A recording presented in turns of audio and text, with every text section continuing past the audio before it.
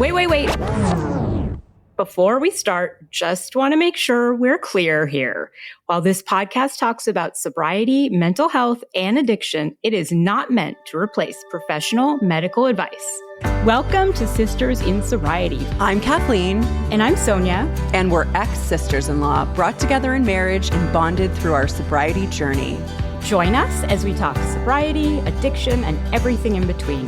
You're in for quite a ride. And our Substack is buzzing with amazing content, from creative mocktail recipes to insightful courses and reflective exercises. There is something for everyone. Don't miss out. It's a great way to add some extra joy and depth to your journey. Check it out. Welcome to Sisters in Sobriety. Today we are joined by the brilliant Jessica Lanyadoo, a humanistic astrologer, psychic medium, and host of the wildly popular podcast, Ghost of a Podcast. Jessica has been working with clients for nearly 3 decades, offering what she's known, no bullshit mystical insight, emotional accountability, and practical tools for navigating life's hardest patterns.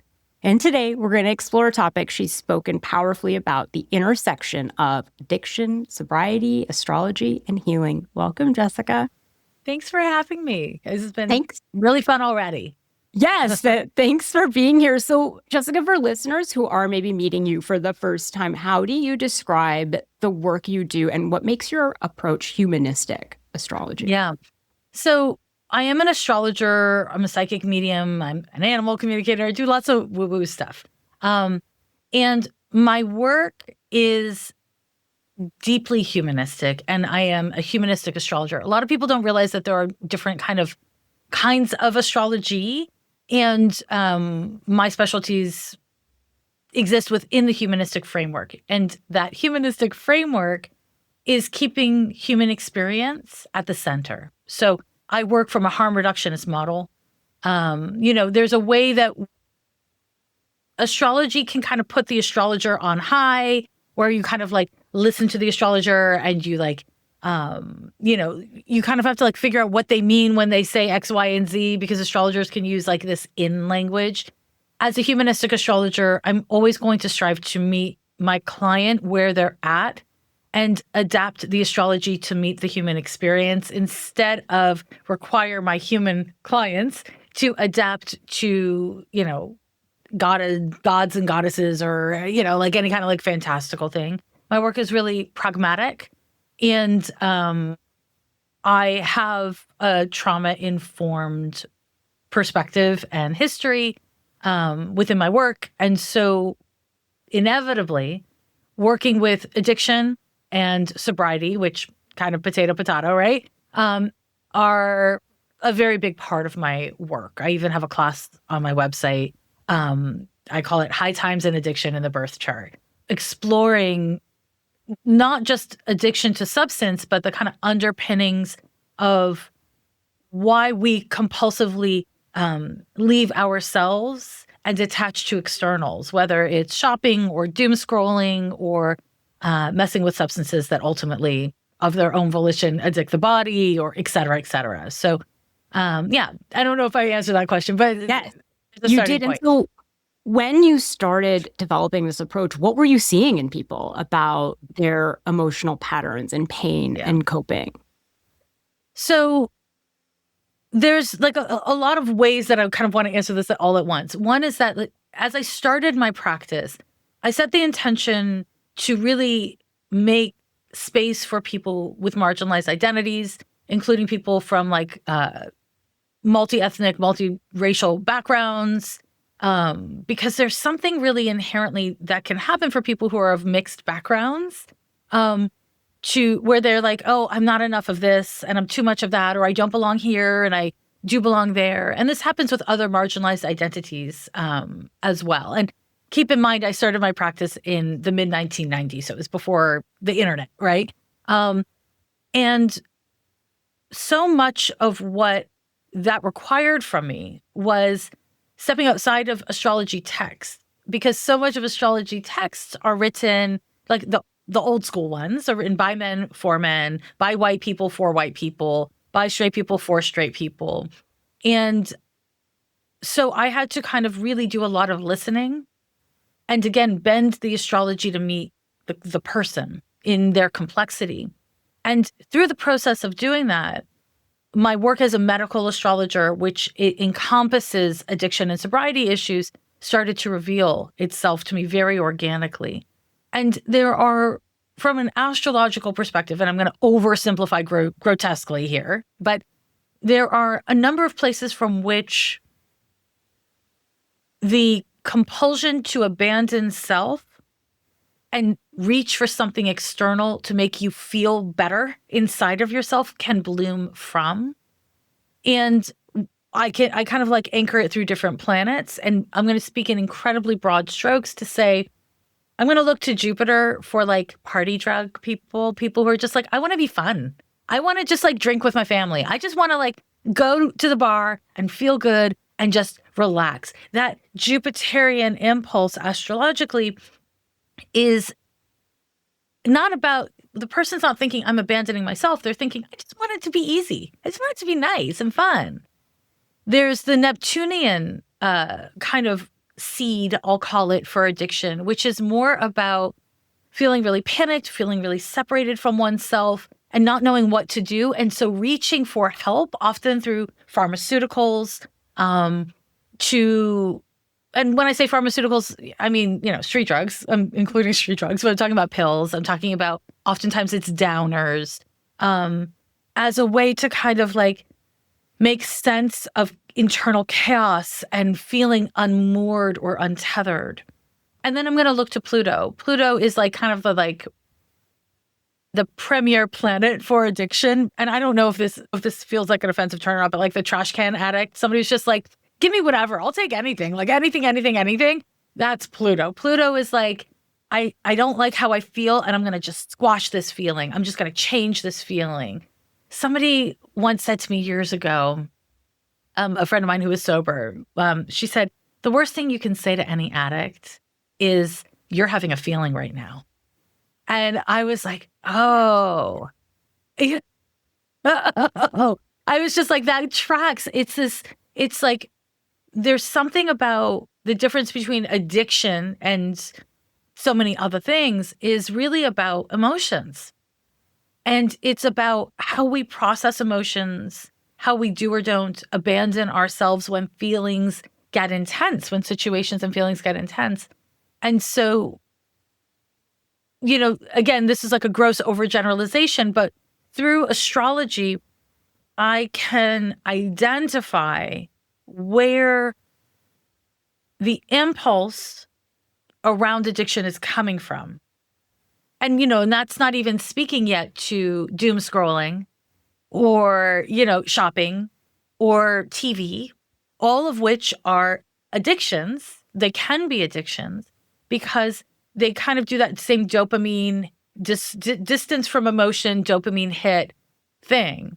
And that wasn't the case in the 90s in the same way as it is now, because I think our human vulnerabilities have been weaponized against us from so many corporations.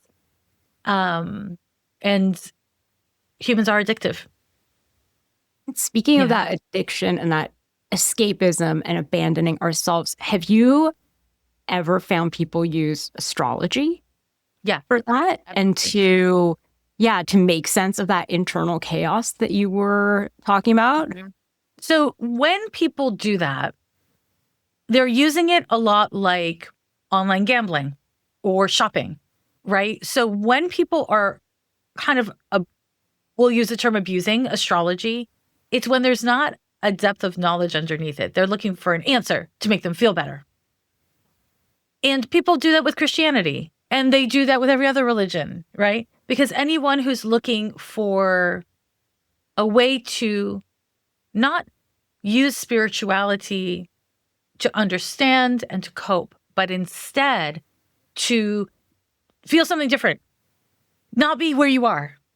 That gets into addictive behavior because at core, what it's about is not coping and meeting the moment, but instead getting away from the feeling, replacing your headache, your migraine, with getting your ears pierced. Well, they both hurt, but now I'm focusing on this pain instead of this pain kind of thing, So people do it with astrology because it's easy to just like fixate on things like that. But again, I've seen people do it with every religion. You can do it with anything. Yeah, that makes total sense. I'm trying to think of like difficult times. When I went through a divorce, I remember I really wanted to drink and I didn't. But I also, because I really wanted to know if I was going to be alone for the rest of my life. And so I also was always like, we should see an astrologer. And you're right. It was the same dopamine hit I would have been getting from drinking. And so, yeah, that's really interesting. And you've answered the question, is addiction fated in the stars? So what is your response when somebody asks that? You mentioned a little bit about finding out like where it comes from, but is it fated in a sense, or what is fated? So that's a really good question. I really passionately believe in free will, and I equally believe in fate. And I think that you can build a sailboat and you can put it on the perfect conditions. And if you don't know how to ride the boat and you don't pay attention to the wind and the sea and so many other factors that I don't know because I've never ridden on a sailboat, then you will not have an easy time. So this is not, the answer to this is not either or, it's and also. And so some people can drink their faces off and never develop an alcohol addiction. You know, it's not particularly healthy, it's not particularly helpful, whatever, but it's not an addiction. And other people, one sip and something happens inside of them, right? So this is where, you know, there's like a physiological component to addiction. I feel, you know, it's not just mental or emotional. It's certainly not just about willpower. There is a physiology to it. And so, you know, is physiology fate? I would say no, especially not with modern medicine. But I do think that we have tendencies, and given the right cocktail of choice and circumstance, fate and behavior, which we have free will around those behaviors, but, you know, fate, it's more likely for some people than others. I look at some people's charts and I'm like, oh, I'm not going to bring up addiction ever. It's never going to come up with me and this person. And other people, I'm like, we have to talk about all the addicts in your family. We have to talk about this compulsion inside of you and how it's showing up behaviorally. And so I wouldn't say it's fated, but I would say there are certainly markers for tendencies and potentialities, right? Yeah. Are there markers for tendencies also towards like anxiety? Yes. Anger? Absolutely. Cancer, heart disease, dental disease, all of those things. Yes. Does that show up in astrological charts? Yeah, absolutely. Yeah. So one of the things I do is I am a medical astrologer, and it's something that I don't talk about or practice in public a great deal because of the way that people misuse astrology. They don't study it comprehensively, and then they try to apply it, and then it becomes actually quite dangerous. But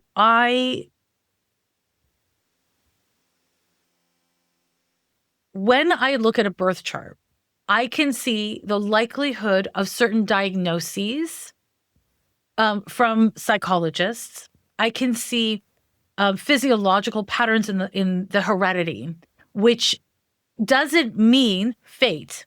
So if there's like type 2 diabetes, hey, your mother has it and your aunt has it and your grandfather had it, does that mean you're going to have type 2 diabetes? No, it doesn't mean that. But a little cocktail of behavior and you know, heredity can make you more likely to have it than someone who doesn't have it in their heredity, right? So if we use that kind of like common sense thought, astrology articulates the leanings in our system. And so it tells us, for instance, there are from an astrological perspective, from my astrological perspective, I'll say, there are two different kinds of anxiety, okay? There's the anxiety of, oh my God, there's a monster in my bed. I've never seen the monster, but I can tell there's a monster. Oh my God. What do I do? What do I do? And then there's the anxiety of, I want to focus on this, I want to focus on that, I want to focus on this, I want to focus on that. If I don't see the thing in the fridge, then it doesn't exist. You know, it's like that kind of like mental electricity. And one comes from Uranus, that electricity, and the panicky one comes from Neptune. And so many times I'll have clients come in and they are, let's say, diagnosed with an anxiety disorder, and they are treated for something that's Neptunian when they actually have Uranian anxiety, and their meds never work. And their meds never work because they're misdiagnosed, because psychology has a different lens than astrology, right?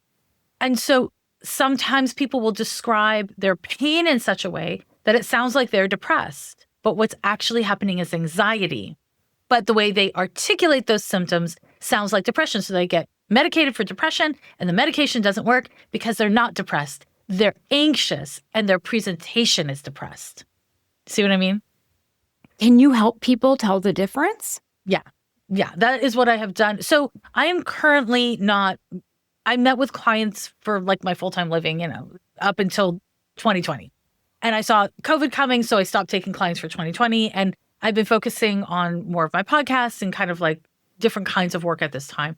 But that is a huge part of what I would do with and for people. And make no mistake, this is intertwined with addiction.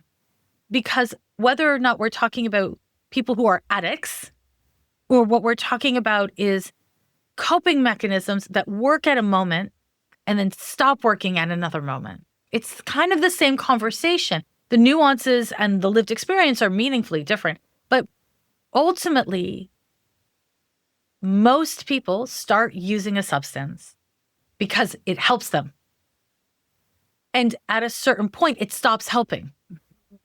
And that moment, that switch is not obvious. And even if it is obvious, once you're in the throes, like thinking of addiction in a way as like momentum, right? You build up momentum. And then once the momentum is going, it's really hard to just be like, maybe this isn't working. I'll stop. Because there's a momentum, right? And so astrologically, my work is to meet people where they're at, not just psychologically, but in the momentum of their choices, right? And as we know, like anyone who's sober, whether you do it through AA or any other means, that creates a momentum eventually. But it's so much harder to create momentum being present with yourself, because it's like, I've abandoned myself. Oh shit, I felt anxious for 3 days. Now I have to come back to myself. Like that's a really kind of momentum, right? Like it's not like you start, snorting drugs. The momentum comes real quick. It comes real quick, and it stays for as long as you keep drugs in proximity to you, or you're actively seeking out the drugs. Seeking out alignment, seeking out presence, seeking out psychologically processing pain. What? It's slow. It's slow. And so the momentum is a lot slower, right? And this is why people often, when dealing with addiction, will deal with the behavior, but it's so much harder. It's like in AA, we call it, there's like sober people and there's dry drunks, right? It's a big difference. There's a big difference. Yeah. And that's the difference is in part momentum on an energetic level, right? It's sober people have a momentum. They have a practice. They have a process. They keep coming back. And dry drunks are just kind of like white knuckling it or ignoring it until it comes back, right?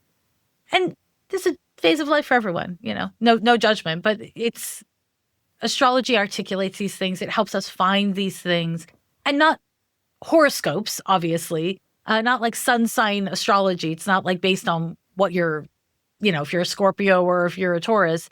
It's based on the complexity of the birth chart. Is there something about the steps, the 12 steps, that helps us build that momentum? Yes. Okay. I'm so happy you're asking me this. This is something I always want to talk about. I never got to. So I'm working the steps right now, actually, and I've been sober for like 8 years. And it's the first time I'm working the steps. Okay. So a lot of people have a lot of very valid criticisms of AA. Yeah. And I think to criticize AA is great. And I also think to criticize AA is a part of addiction, right? Yeah. But I am a huge fan of AA. And that doesn't mean that I don't criticize things I'm a fan. Okay. So I just want to start with that to say, in astrology, let me reframe. In my use of astrology, Pluto is the planet that is like the premier addict. Pluto governs all or nothing impulses. It governs your survival mechanisms, your flight, fight, fawn. Pluto governs addiction. The addiction that is like, I want to fucking destroy myself. I want to destroy how I feel. I will do anything to not feel what I'm feeling.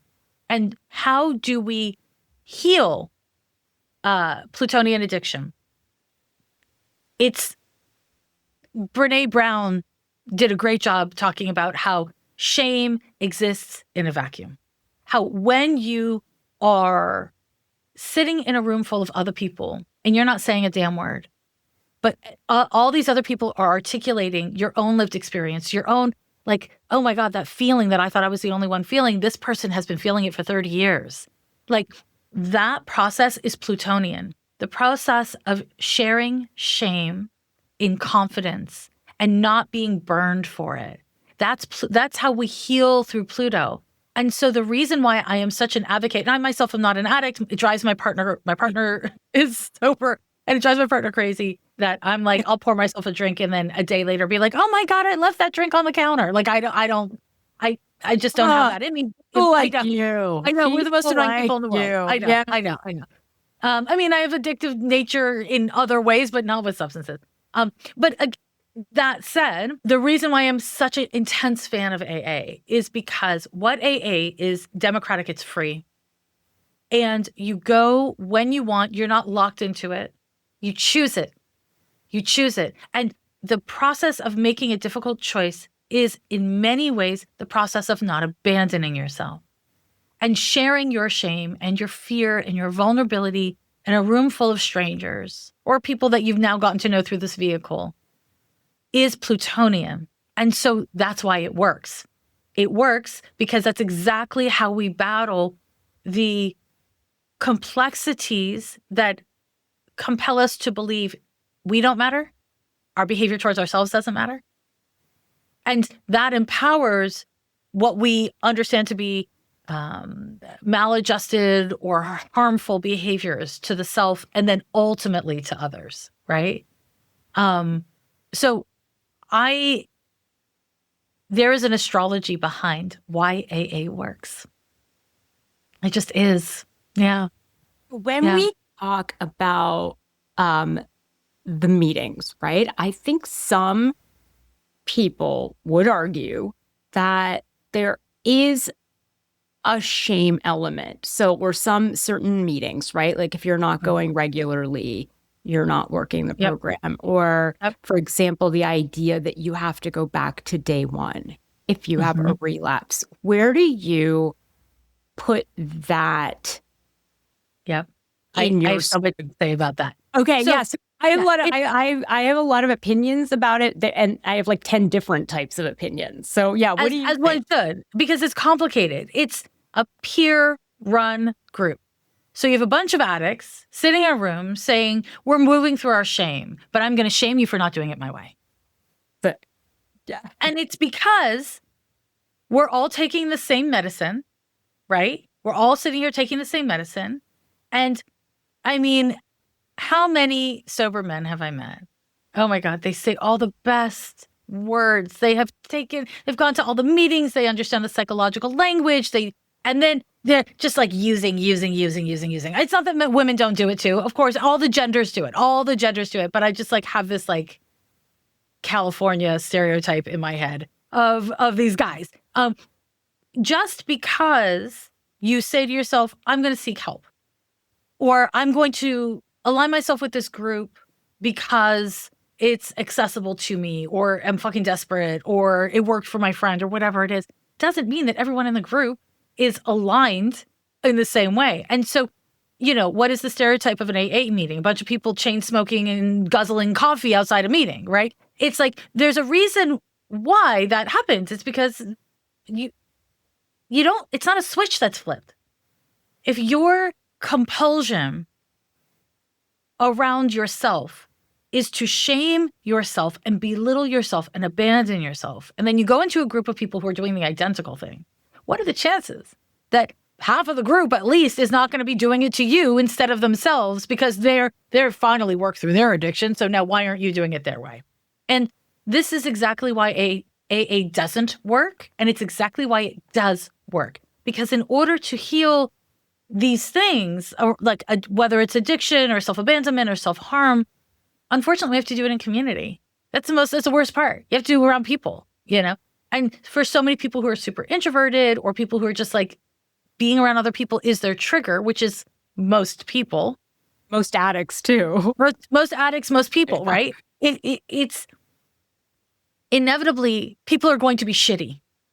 People are going to be like, you can't drink kombucha. Kombucha has 0.2% alcohol in it. They're going to be like, of course you can drink kombucha. Kombucha is really healthy for you and it's never going to give you a buzz. There's always going to be people with different vibes and different ways of articulating things. There's going to be people who take up all the air in the room, and there's going to be people who never know how to speak up for themselves or anyone else. There's going to be all different kinds of people, and that's the trigger. Because being in relationship to other people, even if you're doing Zoom meetings for AA, is triggering because people are triggering because people act like you or they don't act like you, and both of those things are annoying, depending on the circumstance, right? And so my conviction is that not everything works for everyone, and not it doesn't work for everybody. And also being able to be like, okay, these people are different than me. I don't like our differences. These people think I'm doing it wrong. They're allowed to have their opinion. Those skills are essential for adulting. And adulting for addicts requires being able to tolerate discord, disagreement, dysregulation, and not fall back on self-harming, self-abandoning, self-punishing behaviors. And that is fucking a lifetime of work, which is why in AA they say, you never stop being an addict, because the roots of the psychology remain the roots. And so strengthen the rest of the tree, and that's wonderful. And the tree can get very strong, but there is a wisdom to that ideology of the roots are always going to be the roots. And also not everything works for everyone. And we want to hold that messy space, which in addiction, in the core of our addiction, we don't have tolerance for messiness. It's all or nothing. It's yes or no.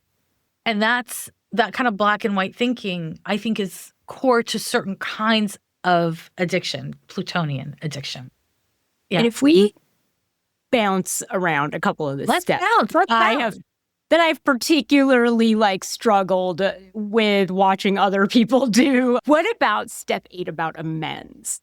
Is there, asking all my favorite questions. Thank you. What do you think about is there something that happens during amends that is sort of interesting in terms of energy shifting? Is it something that can go horribly wrong? Shout out to my brother. But is there?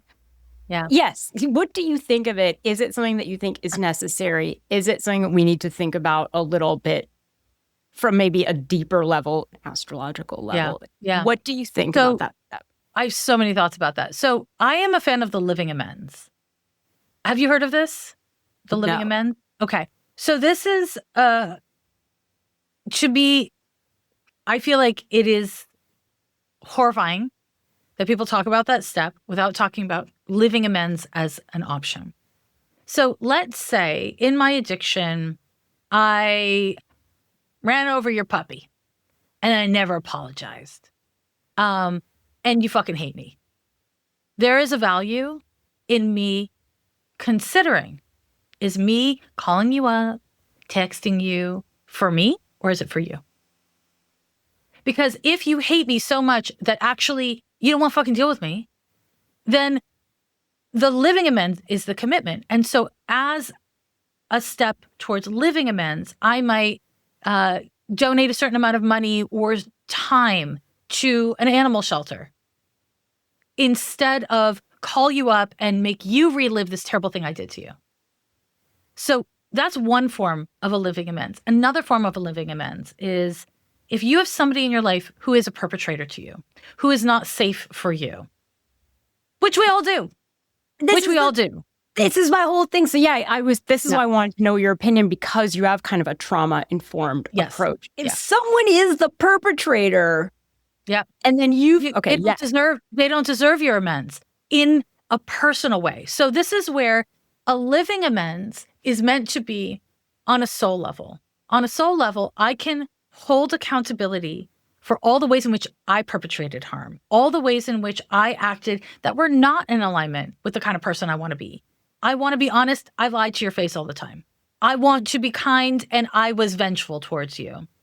And you're a perpetrator. You're a monster. I'm not fucking telling you, hi, I'm sorry. Instead, what we want to do in that situation is write a letter. Write a letter taking accountability for what you want to make amends for, what you did. And you send it to that person's soul. You send it to the person's soul. You don't send it to the fucking person, because that person is not a safe person. Instead, and then you can say, as a kind of like extension of this step of making a living amends, I am going to, let's say this perpetrator was a narcissist. I'm going to read a book on narcissism. Maybe it's this person was sociopathic and like actually quite dangerous and violent. Okay, I'm going to, again, I can drop coin to an organization that supports people who suffered through the abuse I did. Or I'm going to, you can do any number of things. The point is, the repetition of harm is not an amends, right? And if you are having to harm someone else or put yourself in harm's way in order to make amends, that's not amends. And this is where AA, again, we're talking about, was created by and for white men. The apex predator. Not to shit on men. I love men. Men, you're lovely. But you know what I mean? Apex predator. And so is it going to be safe for so many people, and in particular, so many women, to like call up their abusers who they also did fucked up things with? No, don't do that ever. And this again is where I say the step of amends astrologically and throughout the program is essential, because it's accountability. But accountability doesn't require engagement. Sometimes you say, okay, I can recognize on a soul level, you must have value. And so I'm going to speak to your soul, and I'm going to take accountability. And the gift I give to myself in sobriety is to not invite monsters to my dinner table. Like, that's fair. And what it requires is boundaries. And what do addicts not have? Healthy boundaries, by definition.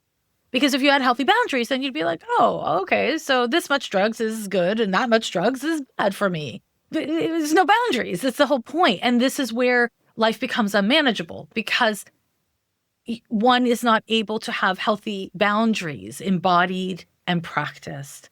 And so for me, doing the steps is about developing relationship to self. And so sometimes what's asked of us in the steps, you can't do it yet. Okay, you hang out in relationship to yourself there. And sometimes you recognize, I can't do this because it's not healthy for me at any fucking stage. It's nothing to do with my sobriety. It has to do with this person.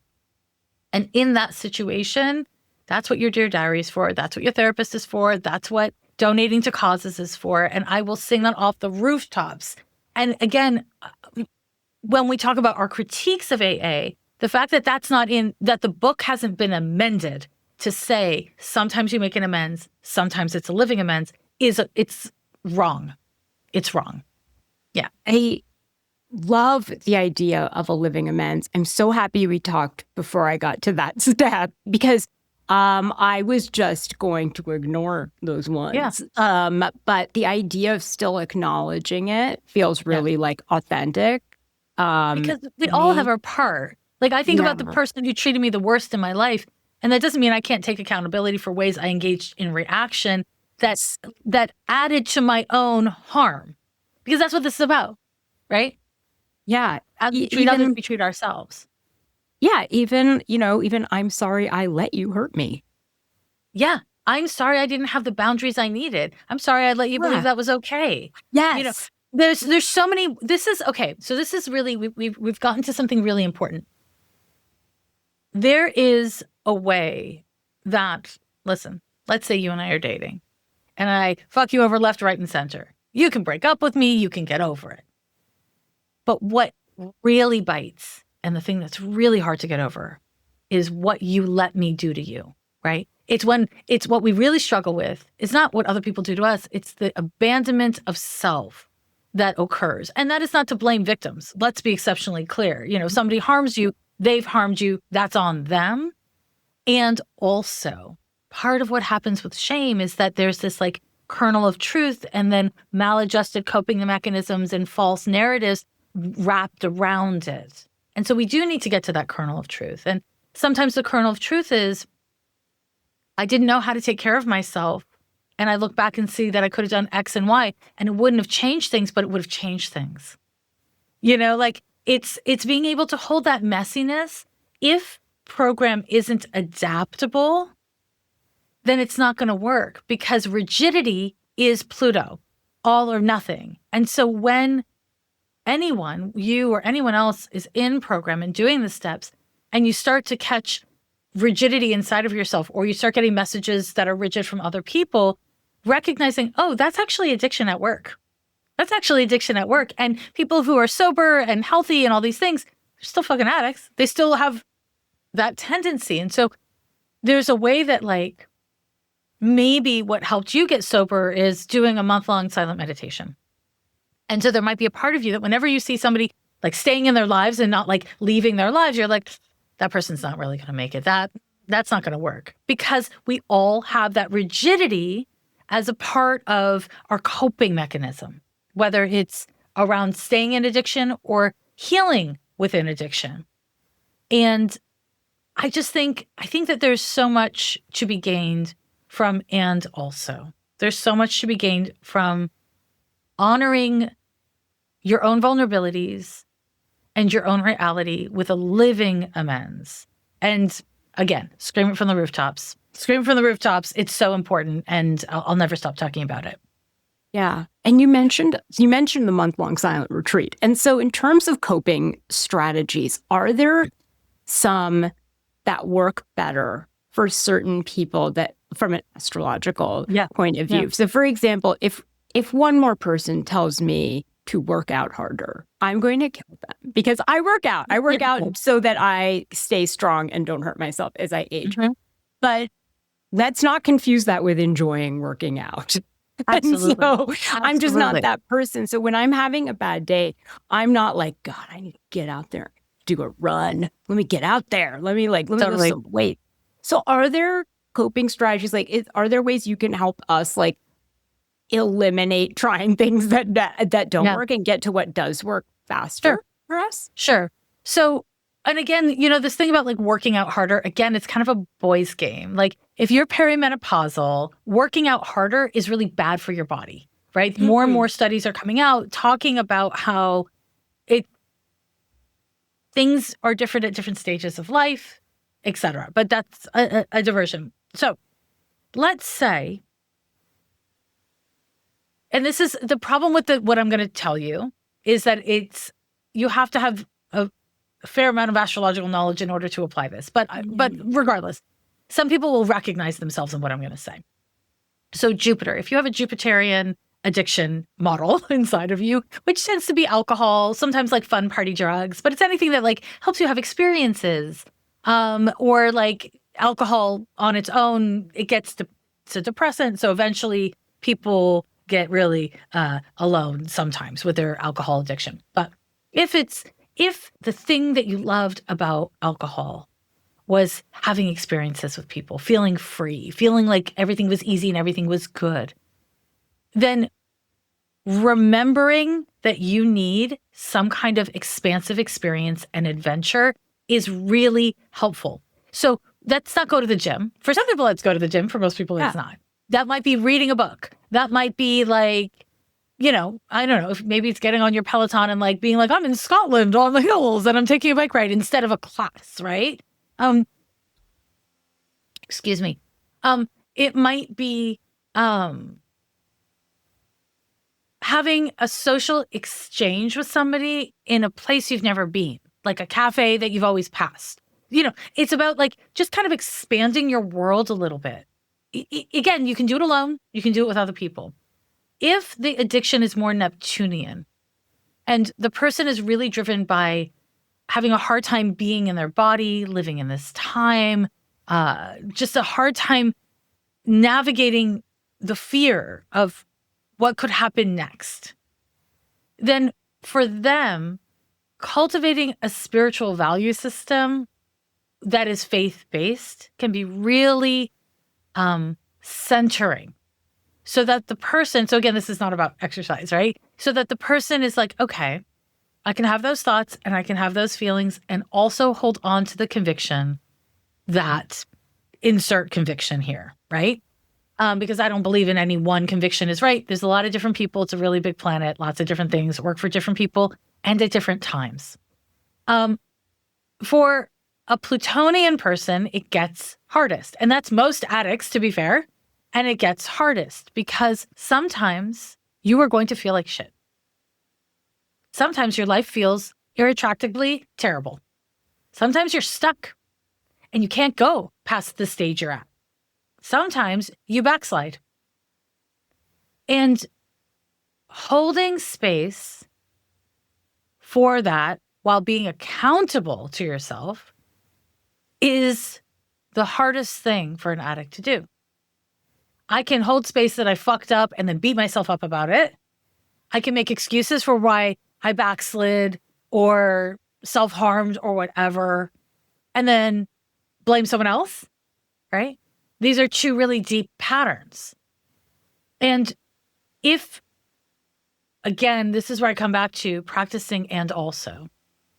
I did this thing that was like, I haven't done this in like 6 months and I'm doing this again and I know better and it hurt me and now I have all these negative consequences. And also I caught it in 23 hours instead of 23 weeks. And also I have a conviction to not do this again. And that's a first for me. And like, it's owning, oh fuck, I stepped in shit and walked on white carpeting. And also I recognized it. I'm going to be accountable to it. And it's okay to be in this fucked up place. Giving ourselves permission to be human and to err and to not going into a carceral or punishing state of mind is the key. And that doesn't, and for some people, the way that they can get there is through exercise. Some people, the way they can get there is through meditation. For some people, it's, for a lot of people, what I end up recommending is a mantra. And the reason why, and I'm not talking about any specific mantra, like the reason why I recommend a mantra is because repetitive, obsessive, fixated thoughts are the bane of most addicts' existence. Why did I do this? Like remembering it and thinking about it and what did they say and what did I do and all that kind of shit. And so when that kind of obsessive fixation emerges, what I'll often recommend to people is just pick a word. Love is the easiest one for me because there's no downside. But like it can be like purple banana. It doesn't have to be anything deep. It doesn't have to be a mantra that is like deeply spiritual. It can just be pickles. And say it over and over and over and over and over again. So let me say this. Pluto, the big culprit with addiction, I often describe it as the undertow of the ocean. And so if you've ever been caught up in the undertow of the ocean, if you like try to swim away, if you panic, you're dead. You have to just kind of go limp and then the undertow passes you. That's addiction. That's Pluto. It's when we try to struggle with our compulsions and our compulsions, they will always win because they are stronger than us. And if instead we don't engage, we recognize, okay, all my shit is activated. Pickle, pickle, pickle, pickle, pickle, pickle, pickle, pickle, pickle, pickle. I'm in a pickle. I'm the pickle, pickle, pickle, pickle, pickle. 20 minutes of pickle. It will pass. It will pass. And then you remember yourself because you are not your addiction. None of us are. We are not the worst things that happen to us. We are not our worst impulses. There are impulses. They're the experiences we've had. They're part of us, but we get to reshape our relationship, but not in any way, right? So like when we talk about free will, like just to date myself, I would often say to people like, you have free will. You don't have the free will to be like Paris Hilton, born into the Hilton empire, who's like an heiress. Like, we don't have a free will to just like not have the circumstances and the nature and the experiences we have. We have the free will within our circumstances, within our nature. And so this is where attempting to choose to not engage with the undertow doesn't change the undertow, but it changes your relationship to it and eventually its impact on you. And that is called sobriety, right? That is called not just surviving, but learning how to thrive and live in abundance more. And it takes a lot of time. Does. And with it, I find for me came an identity shift. And so is that something that you see recovery as, or is our identity, our identity the undertow? Is it something that stays relatively stagnant? I think it's something else. I think that when living in addiction, something that most all addictions have in common is you organize your coping mechanisms around doom scrolling, around drinking, around whatever, right? Popping pills, whatever it is. And so your relationships are 100% of your relationships are between you, doom scrolling to cope, drinking to cope, and that person. And so it is impossible for your relationships to stay the same. The idea that you can keep on going to the exact same place, doing the exact same thing with the exact same people, and nothing has changed is fantasy, right? We engage with addiction because we are trying to bend our whole personality around a coping mechanism, right? And so an identity shift is essential. Coming back to astrology, Pluto also governs the phoenix rising from the ashes. But that means it inherently governs the flames that destroyed that phoenix. We always love to talk about the hero's journey, the phoenix rising from the ashes. The phoenix first had to perish. The phoenix had a whole life, then the phoenix was burned, and then it rose. And Pluto governs all stages of that cycle. Pluto is inside of every human. And for addicts, it is usually a part of their healing or self-destructive journey. And so can the phoenix go back to its old family and being like, I'm completely unchanged, everything's the same? No, it's like trial by fire, right?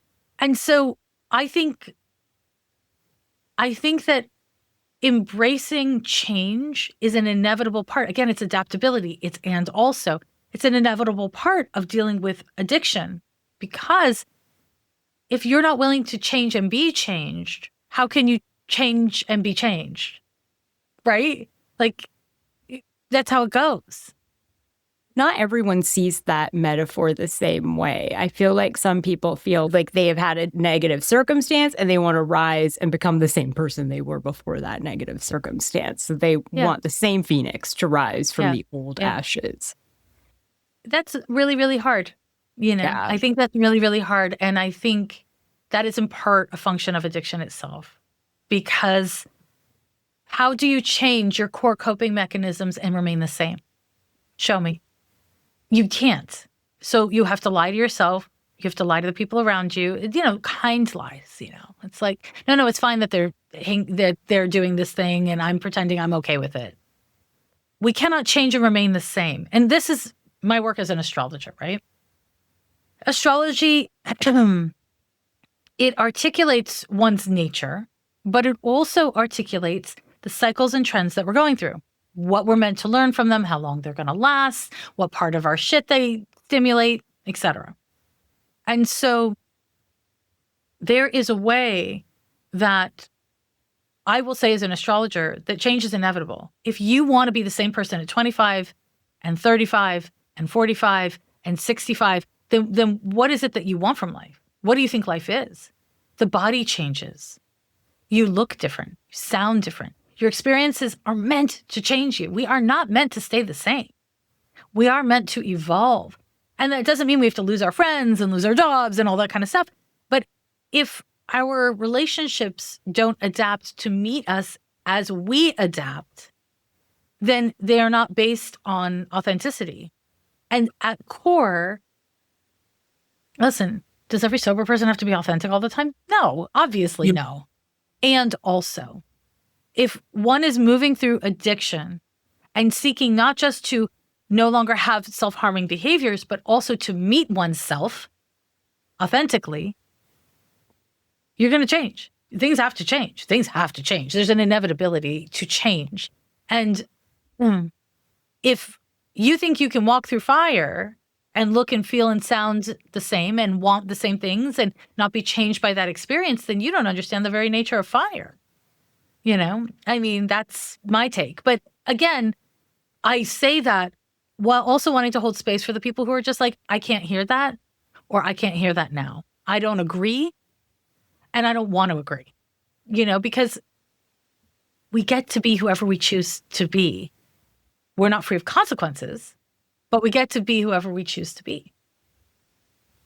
I have one last question for you, which is, if sobriety is an act of coming back to yourself, what does astrology remind us about why we left in the first place and what makes that return possible?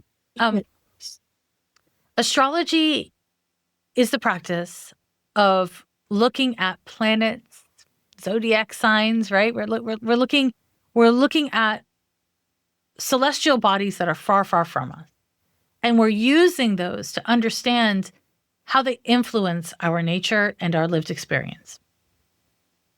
If you accept the interconnectedness of these organisms, right?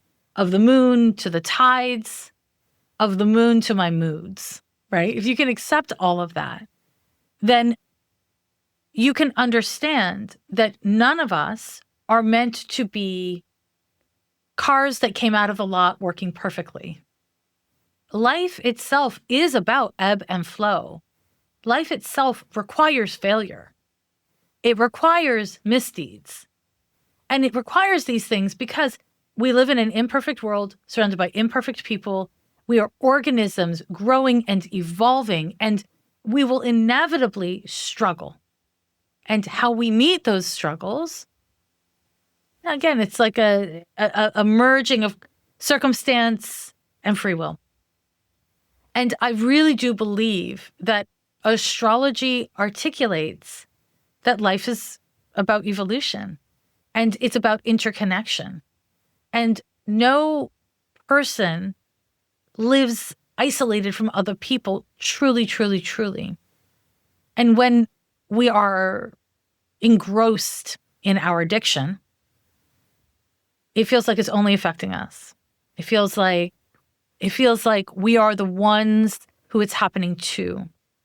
When in fact,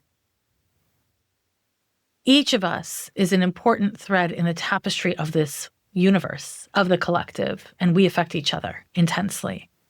And when you think back to like the worst moments of your addiction, would you ever have believed that you would one day have a podcast and you would talk about those worst moments and help people in their worst moments, right? You couldn't have thought of those things because you weren't that person yet. You were not yet burned to a crisp. You couldn't yet rise. And that is reiterated astrologically. We must go through experiences and efforts to evolve. This is what makes me, unfortunately, a bit of a reverse ageist. I have like older people are like, age doesn't guarantee that you will use your lived experience. But no matter how wise you are in your 20s, you don't have that much lived experience. I believe that experience is the best instructor. And so if you've experienced the bowels of your nature and the worst of other people, and you found a way to treat yourself with kindness, to use that poison and turn it alchemically into medicine, as this podcast is, right? If you've found ways of being able to evolve and grow and heal and make even the tiniest amount of progress, then you're living. And if you commit to the ashes, if you commit to staying like stone, unmoved by the tides, unmoved by your lived experience, what kind of a life is that? What kind of a life is that? We must grow. We must change. We must fuck up. Our failures. This is how I always say it. Anyone who's listened to my podcast has heard me say this 5 million times. What is hard for you is not what's wrong with you. Your struggles are a reflection of your journey. They're not a reflection of you being inherently bad. Do some people have it easier than you? Sure. Do some people have it worse than you? Absolutely.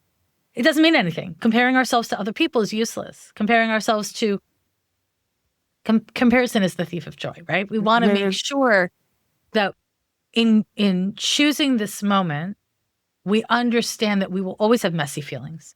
We will always have done some things wrong and some things right. And if you're willing to learn, then there's a utility to it. And if you punish yourself, then there's no utility. But you can punish yourself for 15 years and then wake up one morning and be like, actually, I'm going to learn from something that happened 12 years ago. Okay, now there's utility. And that utility helps us to be, stronger threads in the tapestry. And it helps us to be better aligned with ourselves. It makes life easier. And, the one last thing I'll say, I know I'm talking too much here, but at the center of my work as a humanistic astrologer, I am primarily interested in helping people so that they can find the ability to, in those moments when you're lying in bed and you're about to fall asleep and you're alone with yourself and all the shit starts to come up, my hope as a practitioner is to help people to have peace in those moments, or to have coping mechanisms for when those unpeaceful feelings emerge. So you can be accountable, so that you can be in process, not so that you can be perfect, right? And any spirituality that requires or demands perfection is bullshit, as far as I'm concerned. We want to be in process. And so to anyone who is struggling with sobriety or struggling with addiction, in any phase, stay in the struggle. The struggle's the way. The struggle's the point. The struggle's the path. It's not hitting a destination, because anyone who's been to a meeting and there's somebody who's got 30 years sober and they keep coming back because they need to keep coming back, it's the journey. And you can hear them tell a story and be like, oh, I want that story. And it's just one telling of one story. It's not the whole story. We're all fucked up. People like me who I'm not addictive to substances doesn't mean I don't have problems, right? Oh, excuse me. So being able to just be where you are and give yourself permission to be where you are, accountable and trying, not carceral, not punishing. That's the move. And astrology articulates this, like good psychology and good astrology articulate these things. And when you find the right meeting, because in AA, there's 7 million different kinds of meetings, right? When you find the right meeting and you find the right people, that comes together too. Yeah. Oh, Jessica, I can't even tell you how amazing it was to have you on. And so happy we did this. Me too. You left me with so much to think about and journal about. And so I am so excited. And had I known you were so into the steps, we could have done like a full step deep dive. So maybe we'll have you back for that. Bring me back. I'd love to. I love, again, I'm not sober myself, but I'm really educated myself about it, partially because I have so many sober friends or friends who've dipped in and out of sobriety. And also because I love AA because it's so Plutonian, because it matches astrology so perfectly. It's a cool thing.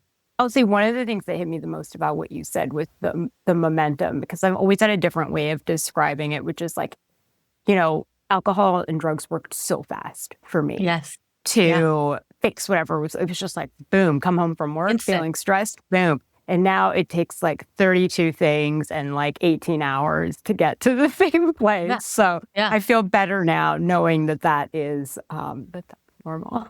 A momentum. Yeah. You might want to even watch a video or go to a park of look at swings, look at the momentum, because building new habits means the lack of momentum, and seeing how addiction is just momentum. It's oh, of course I want that. Who doesn't want that? Alcohol's instant. Right? But choosing emotions, so slow. But you build momentum over years. And it changes, it gets better, it gets easier. Oh, thank you so much. Thank you for having me. This is awesome. Take really good care and enjoy maple tapping. I know I'll be maple tapping this weekend. I will send updates. Very jealous. That's exciting. And thank you all for listening to Sisters in Sobriety, and we will see you next week. This was Sisters in Sobriety. Thank you for listening and being with us today. If you want to learn more about sobriety and meet your community, find us at sistersinsobriety.substack.com. Are you a sister in sobriety? Then reach out on social media. We'd love to hear from you. If you're feeling generous, leave us 5 stars and a review and follow us wherever you listen. You'll never miss an episode. Until next time.